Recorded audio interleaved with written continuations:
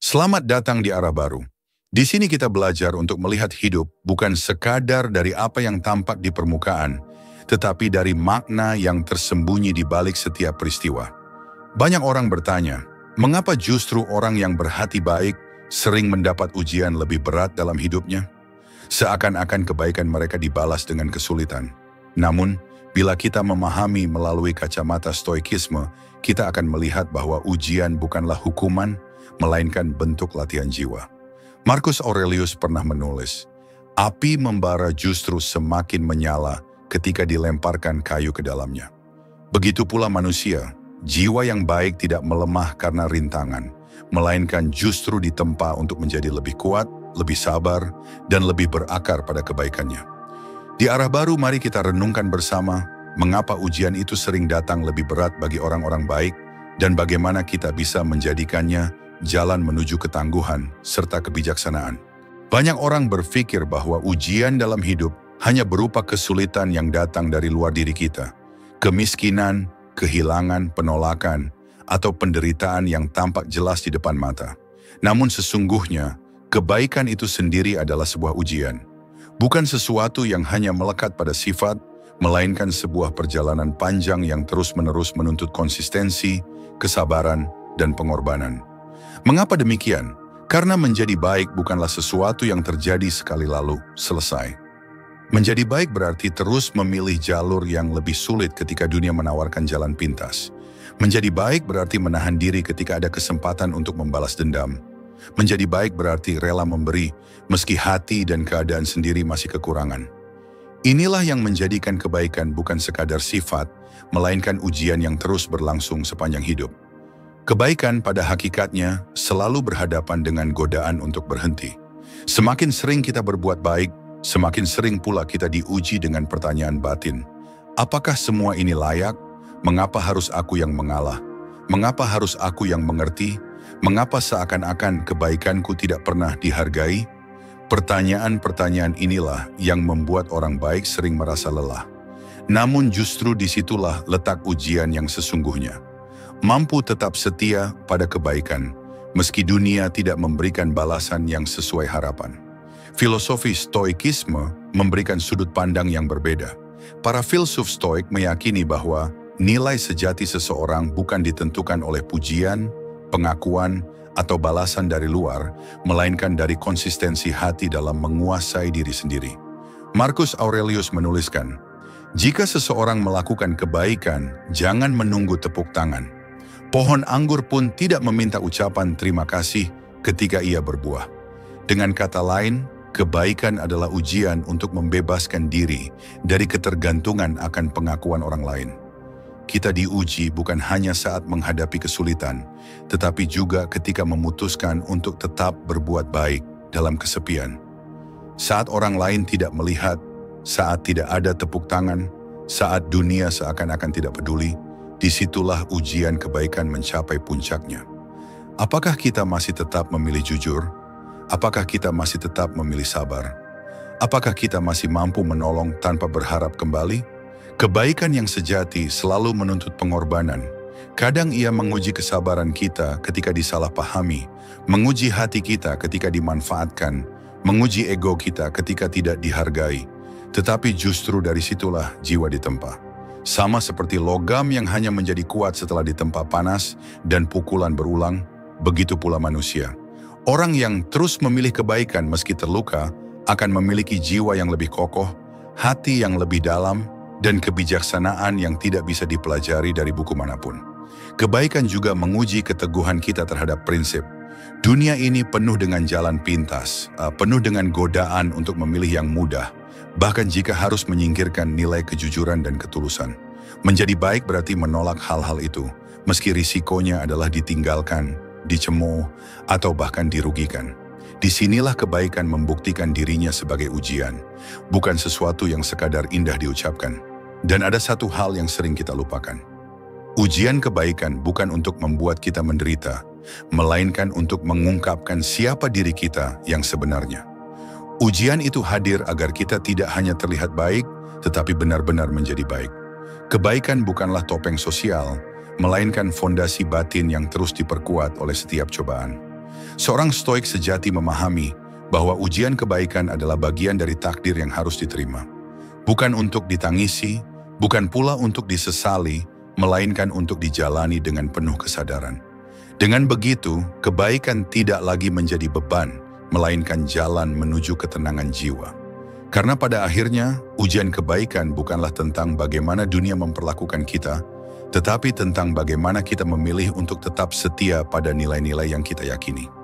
Dan ketika seseorang berhasil melewati ujian itu, ia menemukan sesuatu yang lebih besar daripada penghargaan dunia. Ia menemukan ketenangan dalam dirinya sendiri. Empati sering dipuji sebagai salah satu sifat terbaik yang bisa dimiliki manusia. Ia adalah kemampuan untuk merasakan penderitaan orang lain seakan-akan itu adalah penderitaan kita sendiri. Empati menjadikan kita lebih manusiawi, lebih dekat dengan sesama, dan lebih peka terhadap keadilan maupun ketidakadilan. Namun di balik cahaya kebaikan itu, ada sisi lain yang sering terlupakan. Semakin tinggi empati yang dimiliki seseorang, semakin besar pula luka yang ia tanggung dalam hidupnya. Mengapa demikian?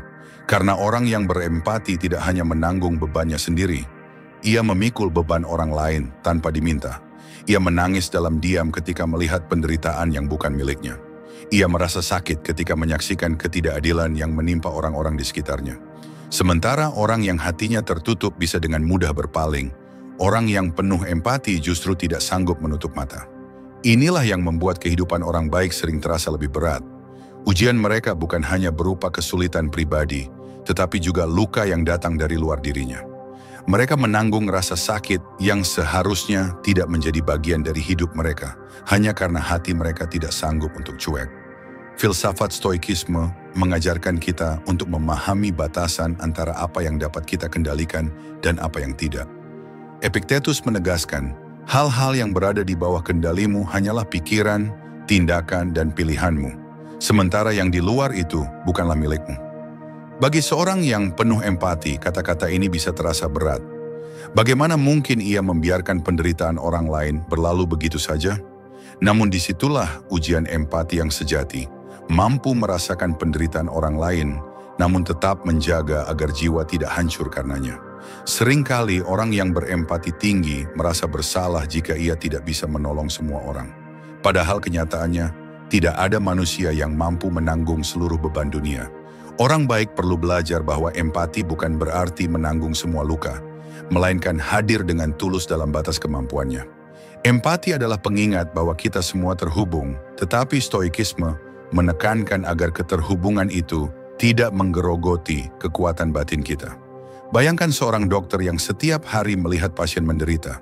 Jika ia larut dalam setiap tangisan dan setiap rasa sakit yang ia saksikan, ia akan hancur secara emosional. Tetapi jika ia bisa menyeimbangkan empati dengan kebijaksanaan, maka ia tetap bisa menolong dengan hati yang kuat. Begitu pula dengan kita, semakin tinggi empati, semakin besar peluang untuk terluka, tetapi juga semakin besar kesempatan untuk tumbuh menjadi manusia yang bijak dan kokoh. Luka karena empati adalah paradoks yang indah. Ia menyakitkan, tetapi sekaligus memperluas kapasitas hati kita. Ia membuat kita sadar bahwa penderitaan bukan hanya milik pribadi, melainkan bagian dari pengalaman manusia secara keseluruhan. Luka itu menyadarkan kita bahwa dunia ini rapuh, dan kita pun bagian dari kerentanan itu. Namun, bila luka tersebut dijalani dengan kesadaran, ia dapat menjadi sumber kekuatan batin yang tidak tergoyahkan. Marcus Aurelius pernah menulis dalam Meditations, "Ketika engkau terbangun di pagi hari, ingatlah bahwa engkau akan bertemu dengan orang-orang yang keras kepala, egois, atau tidak tahu berterima kasih. Namun mereka adalah saudaramu, karena kita semua terhubung oleh akal budi." Kalimat ini bukan hanya pengingat tentang kesabaran, tetapi juga tentang empati. Ia menekankan bahwa luka yang lahir dari interaksi dengan orang lain adalah bagian tak terpisahkan dari hidup. Semakin tinggi empati, semakin besar pula kesempatan kita untuk terluka. Namun luka itu bukanlah tanda kelemahan. Justru, luka karena empati adalah bukti bahwa hati kita masih hidup, masih peka, dan masih mampu peduli. Tantangannya adalah bagaimana mengubah luka itu menjadi kebijaksanaan, bukan menjadi kepahitan. Seorang yang berhati baik perlu memahami bahwa ia tidak bisa menyelamatkan semua orang. Tetapi ia bisa memilih untuk tetap hadir dengan tulus, memberi kebaikan sesuai kemampuannya, dan menyerahkan sisanya kepada takdir. Dengan cara itu, empati tidak lagi menjadi beban yang menghancurkan, melainkan jalan untuk menemukan makna yang lebih dalam. Pada akhirnya, orang yang berempati memang akan merasakan lebih banyak luka dibandingkan mereka yang tidak peduli. Namun luka itu bukan sia-sia. Luka itu adalah jalan sunyi yang membawa hati menuju kedewasaan. Luka itu adalah guru yang mengajarkan bahwa menjadi manusia sejati berarti berani peduli. Meski harus menanggung rasa sakit yang lebih besar. Ada satu hal yang sering tidak disadari oleh orang baik. Semakin tulus dan dapat dipercaya seseorang, semakin besar pula tanggung jawab yang akan diletakkan di pundaknya. Kebaikan bukan hanya tentang memberi senyum, menolong orang, atau bersikap sabar, tetapi juga tentang kesediaan untuk memikul amanah yang tidak semua orang sanggup jalani. Inilah sebabnya, orang baik sering merasa hidupnya jauh lebih berat dibandingkan mereka yang tidak peduli. Orang yang dikenal jujur akan lebih sering diminta memegang kunci, bukan karena ia mencari kehormatan, tetapi karena orang lain percaya padanya. Orang yang sabar akan lebih sering diminta mendamaikan konflik, bukan karena ia ingin, tetapi karena hatinya dianggap cukup luas untuk meredakan. Orang yang bertanggung jawab akan lebih sering diberi beban, bukan karena ia mengejar beban itu, tetapi karena orang lain tahu ia tidak akan lari darinya. Maka semakin baik seseorang, semakin besar pula tanggung jawab yang menghampirinya. Disinilah letak ujian yang sering membuat orang baik merasa lelah. Mereka ingin menolong, tetapi semakin menolong, semakin besar tuntutan yang datang. Mereka ingin setia pada nilai-nilai, tetapi semakin setia semakin banyak orang menggantungkan harapan. Dunia seakan menambah berat beban di pundak mereka, hanya karena mereka dikenal bisa menanggungnya. Namun bila kita melihatnya dari perspektif stoikisme, tanggung jawab bukanlah beban semata. Ia adalah sarana untuk melatih jiwa, menguatkan prinsip, dan menguji keteguhan hati. Marcus Aurelius pernah berkata, "Jika engkau merasa terbebani oleh tugas, ingatlah bahwa tugas itu adalah bagian dari kodratmu sebagai manusia. Tidak ada yang lebih alami bagi manusia selain bekerja demi kebaikan sesamanya." Dengan kata lain, tanggung jawab adalah bukti bahwa hidup kita memiliki arti, karena kita dipercaya untuk memberi manfaat. Memang benar, semakin besar tanggung jawab, semakin besar pula kemungkinan untuk merasa terluka, dikhianati, atau bahkan dimanfaatkan. Tetapi orang yang baik akan mengerti bahwa tanggung jawab bukanlah sesuatu yang datang tanpa tujuan. Ia datang karena semesta sedang menyiapkan hati yang lebih kuat, pikiran yang lebih dewasa, dan jiwa yang lebih besar. Tanggung jawab juga mengajarkan kita tentang batas. Orang baik sering terjebak dalam ilusi bahwa ia harus menanggung semua hal seorang diri. Padahal, stoikisme mengingatkan bahwa ada hal-hal yang berada di dalam kendali kita dan ada yang tidak. Menjadi orang baik tidak berarti menjadi budak dari ekspektasi orang lain. Justru, menjadi orang baik berarti tahu kapan harus menolong, kapan harus menolak, dan kapan harus menyerahkan sesuatu kepada takdir. Kebaikan yang sejati adalah kebaikan yang terarah, bukan kebaikan yang membakar diri sendiri. Jika seseorang menanggung terlalu banyak tanpa mengenal batas, ia akan habis terbakar oleh beban yang ia pikul. Tetapi jika ia menanggung tanggung jawab dengan kesadaran, maka ia akan tumbuh semakin matang, semakin bijak, dan semakin kuat.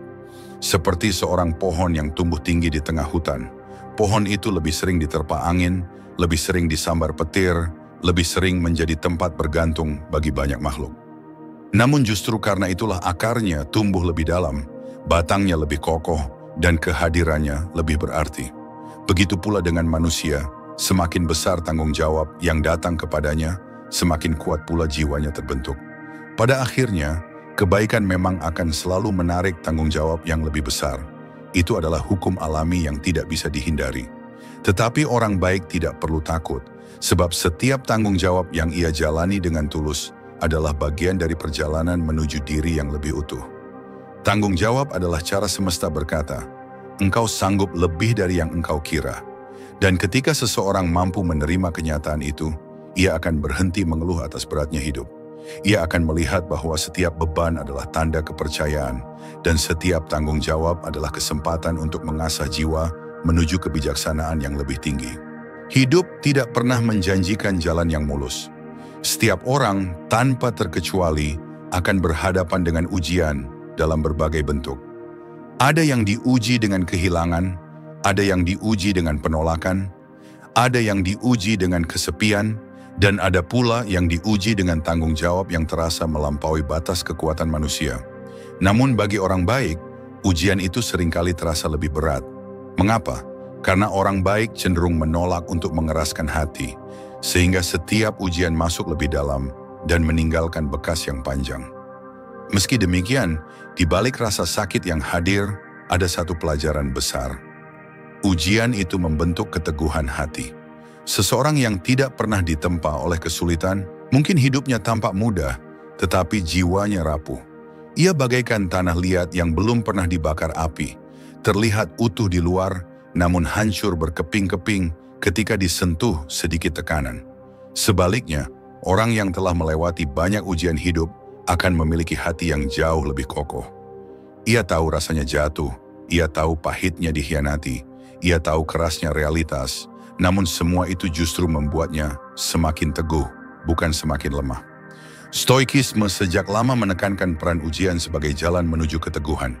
Epictetus berkata, kesulitan adalah hal yang menunjukkan siapa diri kita sebenarnya. Sama seperti latihan fisik mengungkapkan kekuatan tubuh, kesulitan hidup mengungkapkan kekuatan jiwa. Artinya, ujian bukan sekadar penderitaan tanpa arti. Ia adalah panggung tempat jiwa kita dibentuk dan diuji untuk memperlihatkan apakah kita benar-benar setia pada nilai yang kita yakini atau hanya memegangnya ketika keadaan baik-baik saja. Keteguhan hati lahir bukan dari kata-kata, melainkan dari pengalaman nyata. Seseorang bisa saja mengaku sabar, tetapi hanya ujian yang akan membuktikan kesabaran itu nyata atau sekadar wacana. Seseorang bisa saja mengaku kuat, tetapi hanya kehilangan yang akan membuktikan seberapa jauh kekuatannya. Seseorang bisa saja mengaku tulus, tetapi hanya ketika ia tidak dihargai, kebaikannya ia akan benar-benar tahu apakah ketulusannya murni.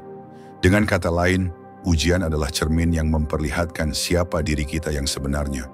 Namun, keteguhan hati bukan berarti kebal terhadap luka. Justru orang yang teguh adalah mereka yang tahu rasanya sakit, tetapi tidak menyerah karenanya. Mereka mungkin jatuh tetapi memilih bangkit kembali. Mereka mungkin menangis tetapi tidak kehilangan harapan. Mereka mungkin kecewa tetapi tidak membiarkan kekecewaan itu mengubah mereka menjadi pahit. Inilah bentuk keteguhan yang sejati, hati yang tetap lembut tetapi sekaligus kokoh, hati yang tetap bisa mencintai meski telah berkali-kali terluka. Bayangkan sebuah batu karang di tepi pantai. Setiap hari ia dihantam ombak yang tak pernah berhenti. Kadang ombak itu kecil, kadang besar dan mengguncang. Namun batu karang itu tetap berdiri meski perlahan bentuknya berubah, semakin halus, semakin kuat. Begitulah hati manusia yang ditempa ujian. Semakin sering dihantam gelombang kehidupan, semakin teguh ia berdiri, semakin matang bentuknya, semakin bijaksana pandangannya. Marcus Aurelius dalam Meditations pernah menulis, lihatlah setiap kesulitan sebagai kesempatan untuk melatih kebajikanmu. Jika engkau dilukai, itu kesempatan untuk melatih kesabaran. Jika engkau difitnah, itu kesempatan untuk melatih keteguhan. Jika engkau kehilangan, itu kesempatan untuk melatih penerimaan. Dengan kata lain, setiap ujian adalah undangan untuk mengasah satu sisi kebajikan dalam diri kita. Tanpa ujian, kebajikan itu hanya teori. Dengan ujian, ia menjadi nyata. Orang baik sering merasa lelah karena ujian hidupnya tak kunjung usai. Tetapi bila dipandang dengan mata yang lebih dalam, ujian itu sedang mengikis sisi-sisi rapuh dalam dirinya dan perlahan menggantinya dengan keteguhan yang tidak mudah diguncang.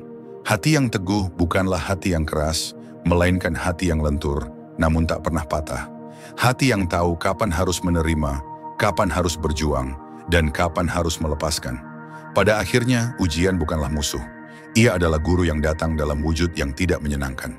Ia mengajarkan kita untuk berhenti bergantung pada dunia luar dan mulai menemukan kekuatan di dalam diri sendiri. Ia melatih kita untuk melihat bahwa keteguhan hati bukanlah hadiah yang diberikan, melainkan hasil dari perjalanan panjang yang penuh cobaan. Dan ketika seseorang berhasil melewati ujian demi ujian dengan kesadaran, ia akan menyadari bahwa keteguhan hatinya adalah harta yang tidak bisa dicuri siapapun. Ia mungkin kehilangan harta, kehilangan sahabat, bahkan kehilangan apa yang ia cintai, tetapi selama hatinya teguh, ia tidak pernah benar-benar kalah. Dalam perjalanan hidup, kita sering menemukan kenyataan pahit. Orang-orang yang berhati baik justru lebih sering dimanfaatkan. Kebaikan mereka yang tulus, kesediaan mereka untuk membantu, serta ketidakmauan mereka untuk menyakiti, sering dianggap sebagai kelemahan oleh sebagian orang. Inilah paradoks yang menyakitkan, bahwa niat baik tidak selalu berbuah kebaikan yang sama, melainkan terkadang dibalas dengan manipulasi, penipuan, atau pengkhianatan. Mengapa hal ini terjadi? Karena orang baik biasanya lebih memilih untuk percaya daripada curiga. Mereka lebih suka memberi kesempatan daripada menutup pintu. Mereka lebih mudah memaafkan daripada menyimpan dendam. Dan justru sikap-sikap inilah yang membuat mereka tampak rentan, seolah-olah menjadi sasaran empuk bagi mereka yang tidak punya nurani.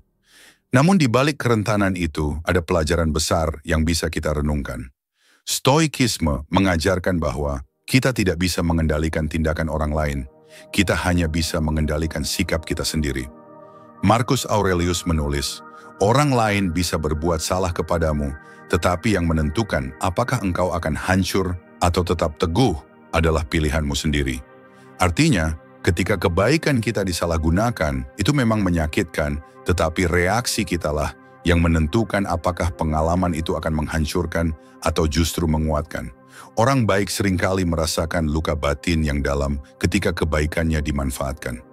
Mereka bertanya pada diri sendiri, apakah aku salah karena terlalu percaya? Apakah aku bodoh karena terus memberi kesempatan? Apakah kebaikan ini hanya membuatku menjadi korban? Pertanyaan-pertanyaan itu wajar, tetapi justru disitulah ujian sesungguhnya. Bukan ujian untuk berhenti menjadi baik, melainkan ujian untuk tetap menjaga kebaikan tanpa kehilangan kebijaksanaan. Ada perbedaan besar antara menjadi baik dan menjadi naif. Orang baik yang bijaksana belajar dari setiap pengalaman, tetapi ia tidak membiarkan pengkhianatan mengubah hatinya menjadi pahit. Ia tetap berbuat baik, namun dengan mata yang lebih terbuka. Ia tetap memberi, tetapi tahu kapan harus menjaga jarak.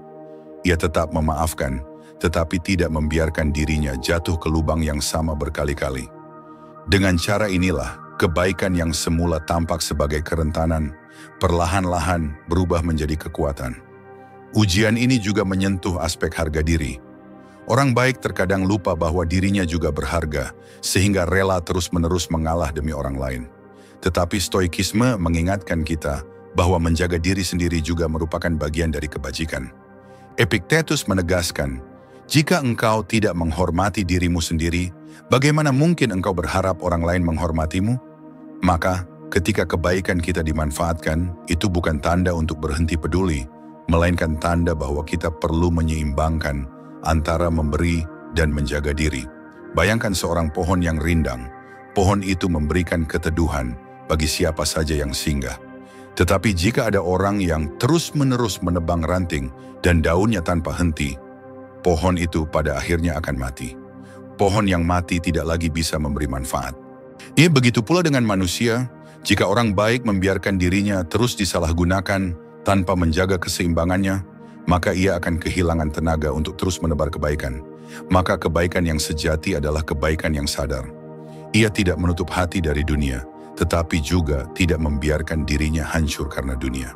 Ia tetap peduli, tetapi tahu bahwa tidak semua orang layak menerima kepercayaan yang sama. Ia tetap menolong, tetapi sadar bahwa tidak semua orang benar-benar membutuhkan pertolongan dengan niat yang murni. Dengan cara ini, kebaikan tidak lagi tampak sebagai kelemahan, melainkan sebagai kebijaksanaan yang matang. Pada akhirnya, memang benar bahwa orang baik lebih rentan disalahgunakan. Itu adalah risiko yang hampir tidak bisa dihindari.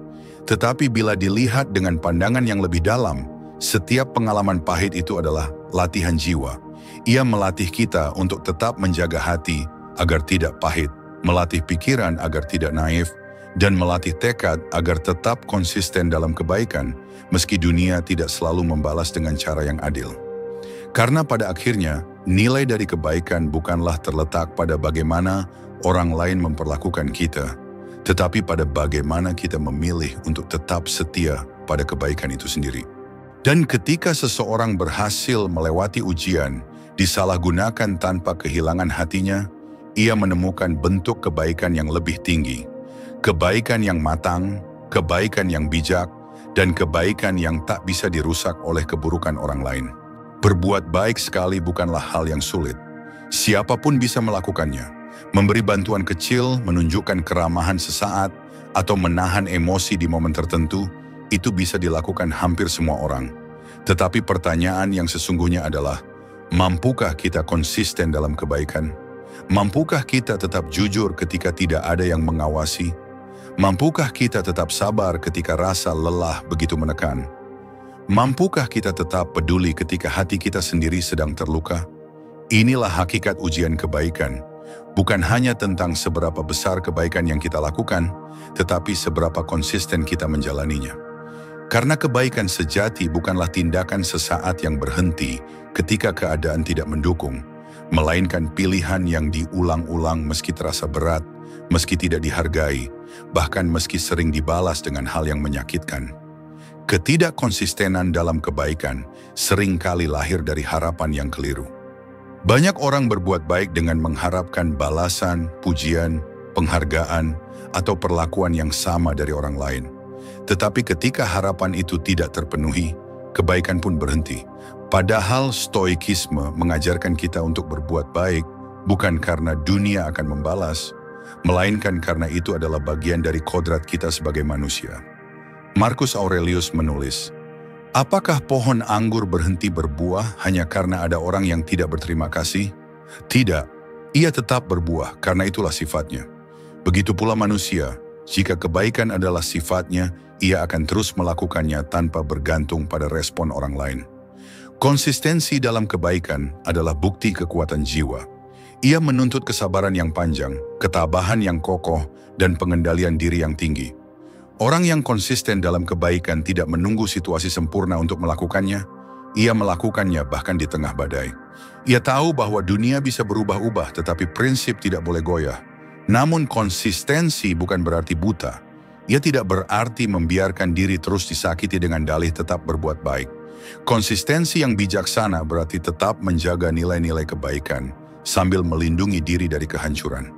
Orang yang konsisten bukanlah orang yang bodoh, melainkan orang yang mampu menjaga hatinya, tetap bersih sekaligus menjaga akalnya, tetap jernih. Kebaikan yang konsisten adalah kebaikan yang teruji. Sama seperti logam yang hanya bisa disebut murni setelah melewati api, begitu pula kebaikan manusia. Tanpa ujian, kebaikan hanya sekadar teori.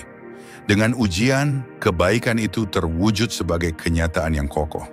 Seringkali, konsistensi dalam kebaikan menuntut kita untuk menerima rasa sakit. Konsisten jujur berarti siap kehilangan keuntungan. Konsisten sabar berarti siap menghadapi ejekan orang yang menyalahartikan diam kita. Konsisten tulus berarti siap menerima bahwa kebaikan kita tidak selalu dihargai. Tetapi justru karena itulah konsistensi bernilai. Ia tidak dibentuk oleh kenyamanan, melainkan oleh pengorbanan. Stoikisme menekankan bahwa kehidupan yang bermakna lahir dari kesetiaan terhadap kebajikan, bukan dari kesenangan sesaat. Epictetus mengingatkan, jangan pernah berhenti berbuat baik hanya karena orang lain tidak mengakuinya. Engkau tidak hidup untuk tepuk tangan mereka, tetapi untuk keselarasan dengan kodratmu sendiri. Kata-kata ini adalah fondasi konsistensi, bahwa kebaikan sejati tidak butuh pengakuan, ia hanya butuh keikhlasan. Bayangkan sebuah sungai yang mengalir tanpa henti. Ia mengalir melewati bebatuan, menembus tanah, bahkan tetap mengalir ketika tidak ada yang memperhatikan.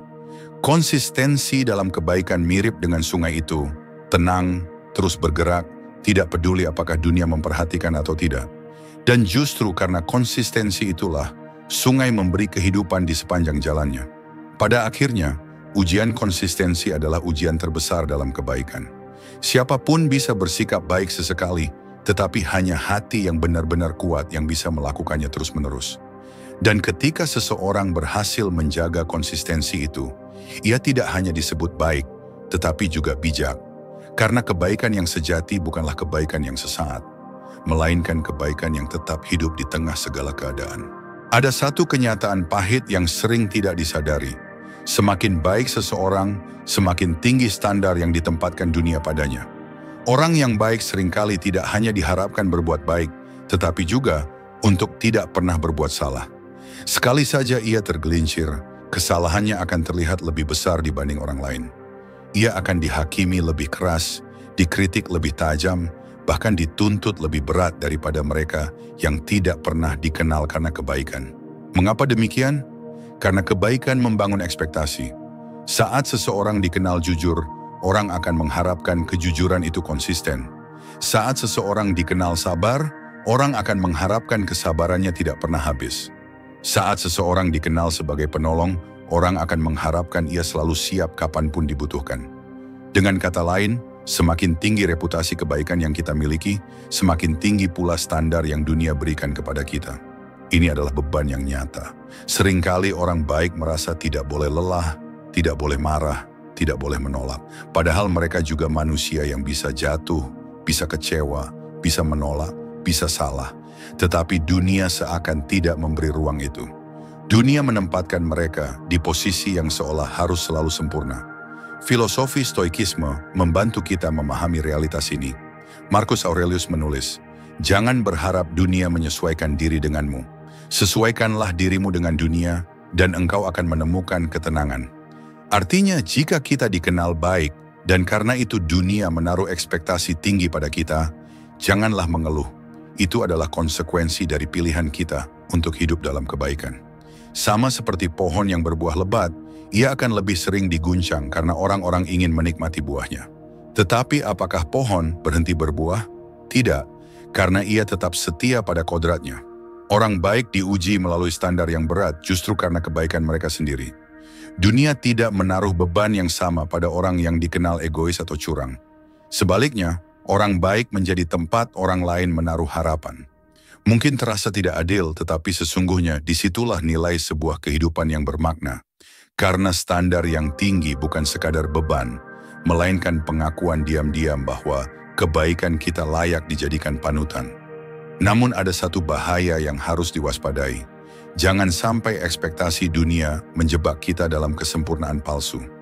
Orang baik sering merasa bersalah ketika tidak bisa memenuhi semua tuntutan. Padahal menjadi baik tidak berarti harus menjadi sempurna. Kita tetap manusia yang memiliki keterbatasan. Kita bisa marah, kita bisa menolak, kita bisa merasa lelah. Dan semua itu bukan pengkhianatan terhadap kebaikan, melainkan bagian dari kemanusiaan kita. Kunci dari menghadapi standar tinggi ini adalah keseimbangan. Kita perlu mengingat bahwa kebaikan tidak akan hilang hanya karena sesekali kita tidak mampu memenuhi ekspektasi orang lain. Justru, kebaikan sejati terletak pada keberanian untuk tetap berjalan di jalur kebajikan, meski kita tahu dunia akan selalu menuntut lebih banyak. Epictetus pernah mengingatkan murid-muridnya, jika engkau memilih jalan kebajikan, bersiaplah untuk ditertawakan, dikritik, dan dituntut lebih. Tetapi janganlah engkau mengeluh karena engkau sedang menempuh jalan yang lebih tinggi. Kata-kata ini menegaskan bahwa standar yang tinggi bukan hukuman, melainkan konsekuensi dari jalan yang kita pilih. Semakin baik seseorang, semakin berat ujiannya. Tetapi disitulah pembeda antara kebaikan yang dangkal dan kebaikan yang sejati.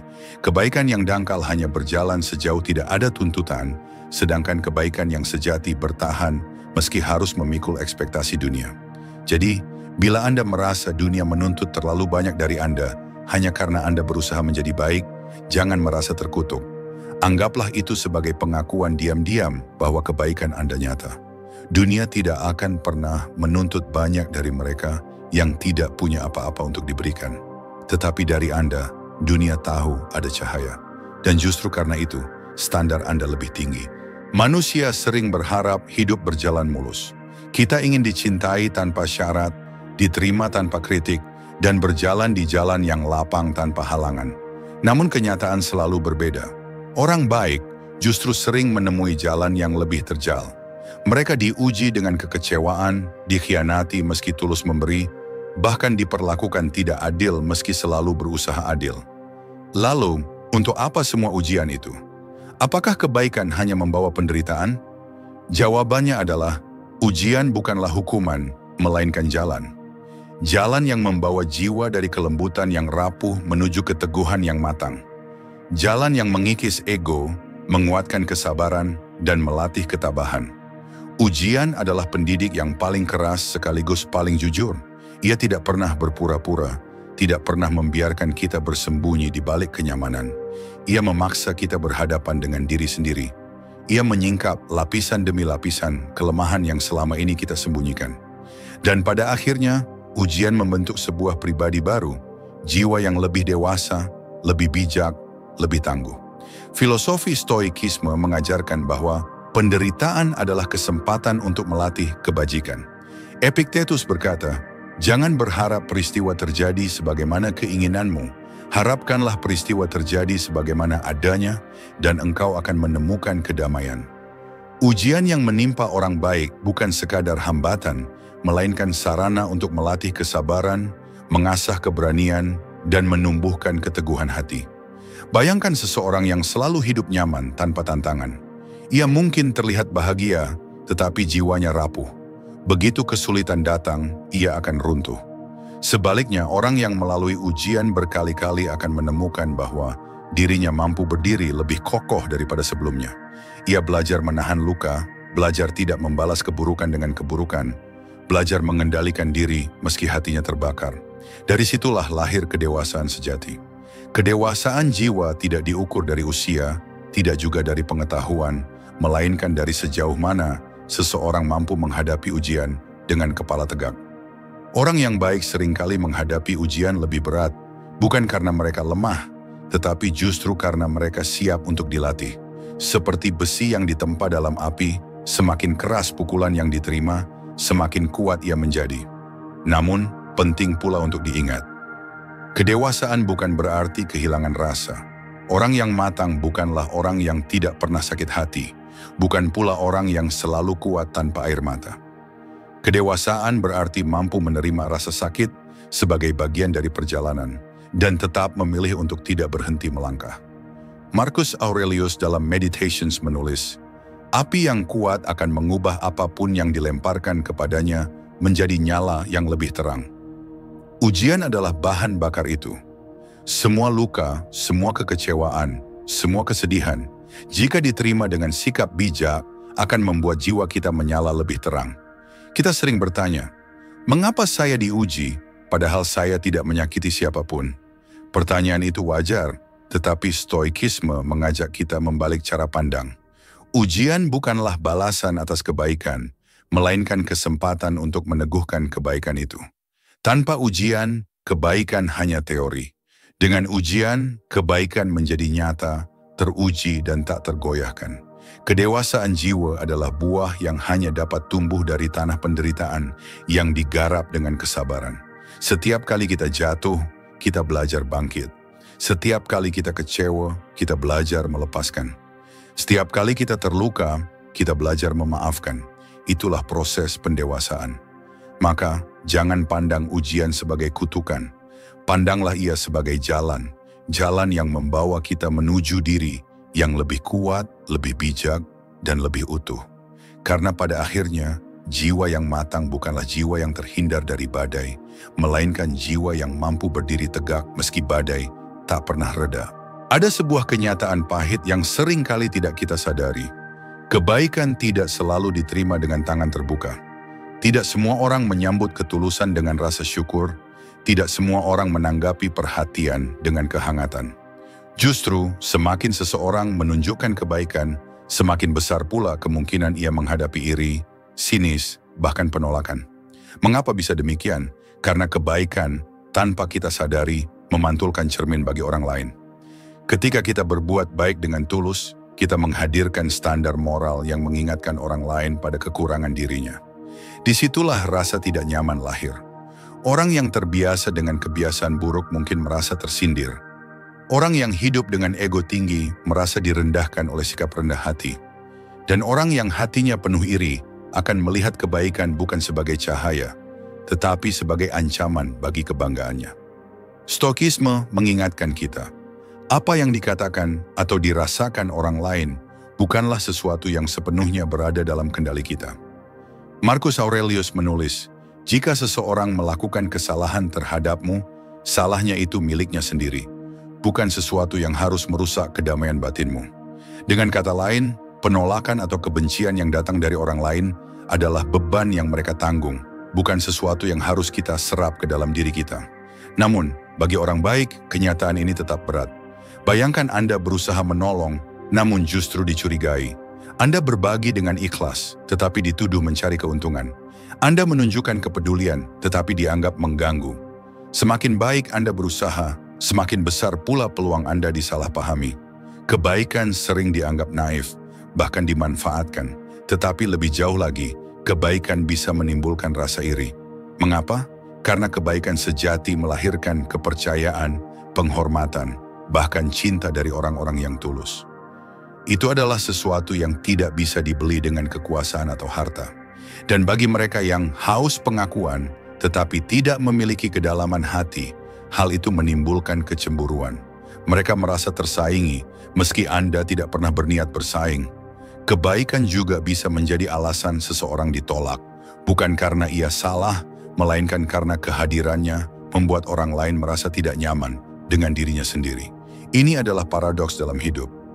Terkadang orang menolak bukan karena benci pada kita, tetapi karena mereka belum berdamai dengan diri mereka sendiri. Tetapi justru di titik inilah kebaikan diuji. Apakah kita tetap konsisten meski ditolak? Apakah kita tetap memilih jalan kebajikan meski dijadikan sasaran iri hati? Inilah ujian batin yang sesungguhnya. Kebaikan yang hanya berdiri di tengah sambutan hangat mungkin belum teruji. Tetapi kebaikan yang tetap teguh meski dihadapkan pada iri, kebencian dan penolakan, itulah kebaikan yang telah menjadi watak, bukan sekadar topeng. Epictetus pernah mengingatkan, jika engkau ingin maju, bersiaplah dianggap bodoh dan dipandang rendah. Dalam konteks ini, orang baik harus menerima kenyataan bahwa pilihannya mungkin tidak selalu populer. Kebaikan sering menuntut keberanian untuk berjalan sendiri, ditolak banyak orang, tetapi tetap setia pada prinsip. Kita perlu menyadari, kebaikan bukanlah alat untuk mencari penerimaan.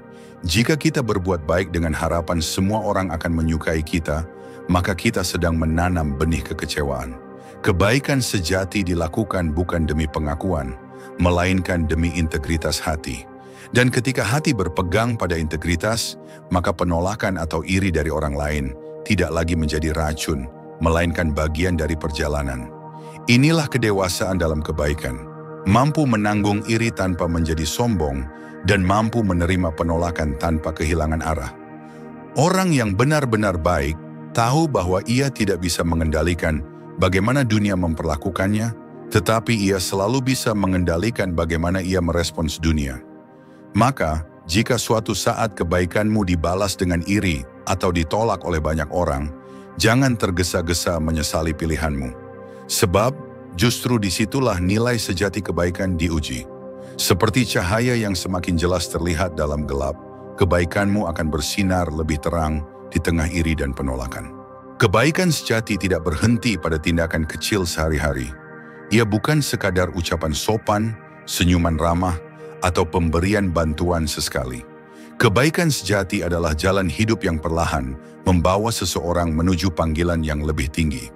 Ia bukan sekadar kewajiban moral, melainkan tanggung jawab eksistensial, tanggung jawab untuk hidup sesuai dengan nilai yang lebih agung dari sekadar kepentingan pribadi. Orang yang memilih jalan kebaikan, cepat atau lambat, akan dipanggil untuk sesuatu yang lebih besar. Mengapa demikian? Karena kebaikan itu sendiri adalah kekuatan. Ia membentuk hati yang tegar, pikiran yang jernih, dan jiwa yang bersih. Dan semakin seseorang tumbuh dalam kebaikan, semakin besar pula ruang dalam dirinya untuk menanggung beban yang lebih berat, serta menjalani misi yang lebih luas dari sekadar kepentingan diri sendiri. Marcus Aurelius pernah menulis, "Apa yang tidak bermanfaat bagi kawanan, tidak bermanfaat bagi domba. Kalimat ini menyiratkan bahwa hidup manusia sejatinya bukan hanya untuk dirinya sendiri. Ketika seseorang berbuat baik, ia tidak hanya menolong individu, melainkan juga menjaga keseimbangan kehidupan bersama. Dan semakin teguh ia dalam kebaikan, semakin besar panggilannya untuk menjadi pilar yang menyangga, bukan hanya dirinya, tetapi juga lingkungannya. Namun, panggilan yang lebih tinggi ini bukan tanpa konsekuensi. Orang yang dipanggil untuk kebaikan yang lebih besar seringkali akan menghadapi kesulitan yang lebih berat. Hidupnya tidak lagi sesederhana hanya memikirkan kenyamanan pribadi. Ia harus siap menanggung risiko, siap menghadapi ketidakadilan, bahkan siap menerima pengorbanan. Sebab panggilan yang lebih tinggi selalu menuntut pengorbanan yang lebih dalam. Disinilah letak kebesaran jiwa diuji. Apakah seseorang bersedia tetap melangkah di jalan kebaikan, meski itu berarti ia harus kehilangan sesuatu yang berharga? Apakah ia tetap setia pada prinsip meski dunia menawarkannya jalan pintas yang lebih mudah? Orang yang benar-benar memahami kebaikan akan sadar, hidup bukan tentang apa yang ia kumpulkan, tetapi tentang apa yang ia tinggalkan. Kebaikan, jika dijalani dengan konsisten, akan mengarahkan manusia pada satu kesadaran, bahwa hidupnya memiliki makna yang melampaui dirinya sendiri. Ia menyadari bahwa segala tindakan baik yang ia lakukan adalah bagian dari rantai panjang kehidupan, yang suatu saat akan memberi manfaat pada generasi yang bahkan belum ia temui. Dan kesadaran inilah yang menjadi panggilan tertinggi dari kebaikan untuk menjadi warisan hidup bagi sesama. Epictetus berkata, "Jangan tanyakan mengapa hidupmu menjadi lebih sulit. Sebaliknya, tanyakan apakah engkau telah dipanggil untuk sesuatu yang lebih besar." Kalimat ini menegaskan bahwa setiap ujian, setiap kesulitan, bahkan setiap pengorbanan yang datang dalam perjalanan kebaikan bukanlah kebetulan, melainkan bagian dari panggilan itu sendiri. Kebaikan membawa manusia pada keabadian, bukan dalam arti tubuh yang tak mati, melainkan dalam arti pengaruh yang tak pernah padam. Setiap kebaikan yang kita lakukan mungkin terlupakan oleh orang yang menerima, tetapi ia meninggalkan jejak yang lebih dalam pada tatanan kehidupan. Seorang guru yang dengan sabar mendidik muridnya, seorang ayah yang berkorban untuk keluarganya, seorang sahabat yang hadir dalam kesusahan, semua itu adalah panggilan kebaikan yang menjelma dalam bentuk nyata. Maka, jika jalan kebaikan terasa semakin berat, jangan buru-buru menganggapnya sebagai beban, sebab justru disitulah tanda bahwa kebaikanmu telah membawamu pada panggilan yang lebih tinggi. Dunia tidak membutuhkan lebih banyak orang yang sekadar pintar atau kuat. Dunia membutuhkan lebih banyak jiwa yang rela menanggung panggilan kebaikan, meski itu berarti hidupnya harus ditempa dengan kesulitan yang lebih besar. Dan pada akhirnya, kebaikan sejati akan mengajarkan satu hal penting, bahwa hidup bukanlah sekadar tentang kita. Hidup adalah tentang bagaimana kita menjadi bagian dari sesuatu yang lebih besar, lebih luhur, dan lebih kekal daripada diri kita sendiri. Kita telah melihat bersama bahwa kebaikan bukanlah jalan yang mudah. Ia penuh dengan ujian, luka, bahkan pengorbanan. Namun justru karena itulah kebaikan menjadi begitu berharga. Ia menuntun kita menuju kedewasaan jiwa, membentuk keteguhan hati, dan perlahan membawa kita pada panggilan yang lebih tinggi, sebuah peran yang lebih besar dari sekadar untuk diri sendiri. Kebaikan sejati akan selalu diuji, namun dari setiap ujian itulah lahir kebijaksanaan. Dari setiap luka lahir keteguhan. Dari setiap pengorbanan lahir makna. Dan pada akhirnya, hidup yang dipenuhi kebaikan akan meninggalkan jejak, bukan hanya pada dunia, tetapi juga pada jiwa-jiwa yang disentuhnya. Jika Anda merasa perjalanan ini berbicara pada hati Anda, mari kita berjalan bersama. Di channel Arah Baru, kita akan terus menggali makna hidup, belajar dari filsafat, dari pengalaman, dan dari keheningan diri. Karena hidup bukan sekadar tentang bertahan, melainkan tentang menemukan arah yang benar, arah yang memberi ketenangan, kekuatan, dan kebijaksanaan.